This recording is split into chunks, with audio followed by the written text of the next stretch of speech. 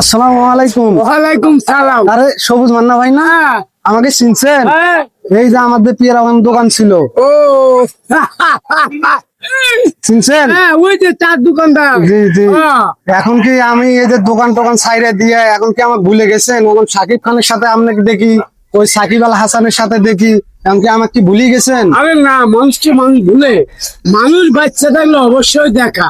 তো অনেকদিন পর দেখা, তাহলে আপনার কি অবস্থা? আমার অবস্থা আল্লাহ দিলে ভালো। আলহামদুলিল্লাহ, হোক যাক ভালো। আল্লাহ। তো এখন ওই যে মান্নার কণ্ঠ দিয়ে আপনি ভয়েস দেন, কিন্তু আমি তো টিভিতে দেখি, মোবাইলে দেখি, কিন্তু বাস্তবে কখনো শুনি নাই। তাহলে আমি আজকে বাস্তবে আপনার ডায়লগ শুনবো মান্নার। আসসালামু আলাইকুম। ওই চৌধুরী সাহেব, আপনি আমার কি মনে করতেছেন?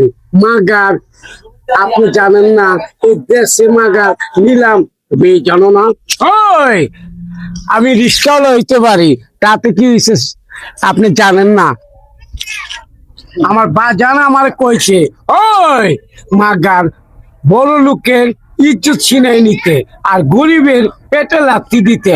আমরা গরিব, আপনার সব সময় ভাবেন আমরা গরিব দুঃখী রিস্কাওয়ালা।